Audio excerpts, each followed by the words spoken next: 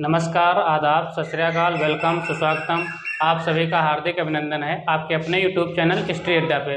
तो कक्षा 10 के मेरे प्यारे विद्यार्थियों, आप सभी को मैं बताना चाहूँगा। देखिए, आज का ये जो टॉपिक है आप लोगों के लिए बहुत ही इंपॉर्टेंट है। देखिए, यहाँ से जो है आप लोगों को 3 नंबर देखने को मिलेंगे, ठीक है। यानी कि यहाँ पे एक क्वेश्चन ऐसा दिया होता है मैच कॉलम करने को, मैच द फॉलोइंग, जैसे कि इस प्रकार से दिया होगा, match the words of list A with list B, यानी कि लिस्ट ए दे रखी है और उसको लिस्ट बी से मैच करना है, ठीक है। यानी कि 3 मीनिंग दी होंगी ऐसी, ठीक है, जो सिनोनिम होंगी आपस में, यानी कि उसका मीनिंग वही सेम होगा, ठीक है। तो ये आप लोगों को मैच करना होता है, आप लोग आसानी से मैच कर देंगे, ठीक है। ये थोड़ा सा जो है आप लोग पढ़ लेंगे और कुछ मीनिंग हम आप लोगों को बताएंगे, यदि उनको जो है आप लोग पढ़ेंगे, ठीक है, तो जो है आसानी से आप लोग 3 नंबर आसानी से ला सकते हैं, ठीक। तो हम देखिए बताते हैं कुछ इंपॉर्टेंट मीनिंग जो परीक्षा में बहुत बार पूछी गई हैं, ठीक है। सबसे पहले तो वो बता देते हैं आप लोगों को। तो देखिए लिखा हुआ है विविडली, डिस्पेयर, अप्रिशिएट, देखो इसको मैच किससे करना है, एडमायर, क्लियरली और होपलेसनेस। तो ये 3 मीनिंग दी होती हैं, ठीक है। तो 3 मीनिंग को अब देखो उनके 3 आंसर दिए होते हैं, ठीक।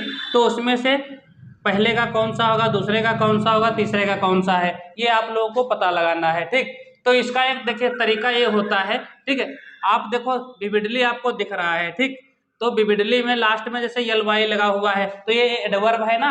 तो इसी प्रकार आप लोग इसमें भी देख लें कि इसका एडवर्ब कौन, देखे लास्ट में यल वाई लगा है, इसमें भी यल वाई लगा है, तो सीधे आसानी से आपको मिल जाएगा कि ये एल वाई लगा है, तो इसका एल वाई वाला आंसर ही होगा ना।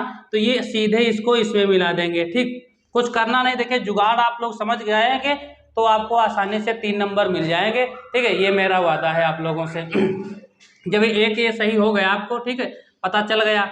अब डिस्पेयर माने होता है निराशा, ठीक। तो आपको पता ही होगा डिस्पेयर मतलब निराशा होता है। तो निराशा मीनिंग और कौन सा दे रहा है, देखो ये एक तो है नहीं, तो इसका फिक्स है। एडमायर मतलब होता है प्रशंसा करना, ठीक। तो होपलेसनेस का मतलब होप माने आशा, और लेसनेस ये देखो प्रीफिक्स लगी हुई है पीछे, तो सुफिक्स लगी हुई है। प्रीफिक्स देखो एक सुफिक्स होता है वो उपसर्ग होता है शुरुआत में लगता है, प्रीफिक्स जो सुफिक्स होता है वो बाद में लगता है, प्रीफिक्स पहले लगता है वर्ड के। तो उपसर्ग प्रत्यय ये भी जिस प्रकार से हिंदी में उपसर्ग प्रत्यय होते हैं उसी प्रकार अंग्रेजी में भी प्रीफिक्स और सुफिक्स आप लोग याद कर लें। उसके लिए भी मैं आप लोगों को एक वीडियो बना दूंगा, वीडियो के माध्यम से आप लोग उपसर्ग प्रत्यय जो हिंदी में होते हैं उसी प्रकार अंग्रेजी में भी होते हैं उनको आप लोग आसानी से याद कर लेना, ठीक। तो डिस्पेयर का मतलब होता है निराशा, तो होपलेसनेस का मतलब क्या हो जाएगा, निराशा हो जाएगा, ठीक। बचा ये कि अप्रिशिएट, तो ये सीधे जो है इससे हो जाएगा मैच। लास्ट वाला जो ये बचा जो इससे मिल जाएगा, ठीक। लास्ट में देखो इसमें ई लगी थी, इसमें भी ई लगी है, ठीक। अप्रिशिएट का मतलब क्या होता है, प्रशंसा करना। एडमायर माने भी प्रशंसा करना। कुछ देखो जुगाड़ के माध्यम से भी आप लोग कर सकते हैं, और यदि आपको मीनिंग पता है तो अब तो आपको जो है कोई दिक्कत नहीं होगी। जो बच्चों को मीनिंग नहीं पता होती है उनके लिए देखो मैं जुगाड़ भी बता रहा हूँ, ठीक। तो आसानी से आप लोग जुगाड़ से के माध्यम से भी 3 नंबर ला सकते हैं। दूसरा देख लेते हैं, ये तो देखो इसका ये फिक्स हो गया, ठीक। दूसरा देख लेते हैं, एक लिखा हुआ है टैलेंट्स वेरिंग एमिएबल।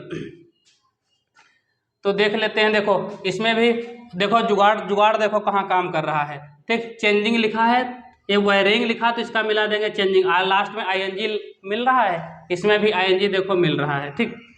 ये तो एक फिक्स हो गया। अब टैलेंट का मतलब होता है योग्यता, ठीक है, योग्यता। तो योग्यता का मीनिंग क्या दे रहा है, देखो एबिलिटी माने भी योग्यता हो रहा है, ठीक। एबिलिटी हो जाएगा। देखो यहाँ पे यस लगा था, सीधे देख लिया हमने कि यहाँ पे भी यस लगा हुआ है। 2 हो गए क्लियर आपको। लास्ट वाला बचा जो इससे मिला देंगे।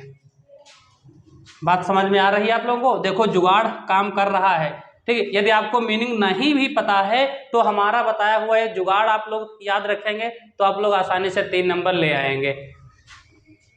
नेक्स्ट देख लेते हैं तीसरा स्टेंजा, जो तीसरा जो है मैच फॉलोइंग करके जो आते हैं 3 मीनिंग उनको देख लेते हैं। तो इविडेंट, सोलिटरी, अलाटाव। तो सोलिटरी का मतलब होता है अकेला, तो हो जाएगा लोनली, वाई लास्ट में, क्लियर है। एविडेंट का मतलब होता है क्लियर, ठीक। बचाए अलाटाव, तो ये इससे मैच कर देंगे। अलाटाव का मतलब अधिक, तो मच माने भी अधिक होता है, ठीक। देखिए इनका हिंदी मीनिंग पहले आप पढ़ लिया करें तो आसानी से आप लोग बता सकते हैं, ठीक।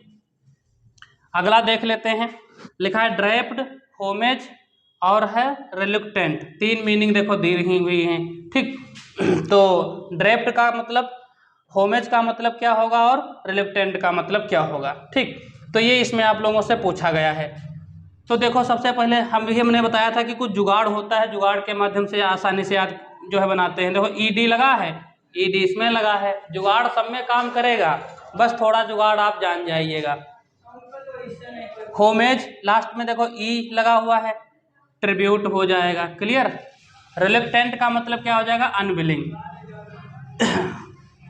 आसानी से देखो जुगाड़ के माध्यम से हमने जो है सभी जो है मैच फॉलोइंग को जो है क्लियर कर लिया, ठीक। अब आप लोग देखिए इस प्रकार से बना सकते हैं। देखो यहाँ पे एक पैटर्न फॉलो कर रहा है, देखिए दो इधर को एक ऊपर को जा रहा है एरो, ठीक है।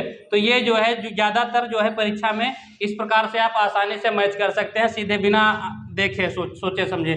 कभी कभी इस प्रकार से भी पूछ लिया जाता है, कभी कभी क्या होता है सेम मीनिंग दे दी जाती हैं, तो इस प्रकार से मैच किया जाता है, ठीक है। तो ज़्यादा से ज़्यादा कोशिश कीजिए आप लोग कि इनको जो है पढ़ लीजिए, याद कर लीजिए। देखिए मैं जो है अगला जो वीडियो आप लोगों के लिए लाऊंगा उसमें कुछ मीनिंग आप लोगों को ऐसी बताऊंगा, ठीक है, जो इन्हीं की सिनोनिम्स होंगी, ठीक। अर्थात कहने का मतलब जो है इनकी जो है मीनिंग दे रहा होगा, ठीक। तो आप लोग आसानी से जो है उनको याद कर लेना और वही परीक्षा में उन्हीं में से जो है परीक्षा में आपको पूछने को मिलेगा, ठीक। तो आसानी से आप लोग 3 नंबर प्राप्त कर सकते हैं।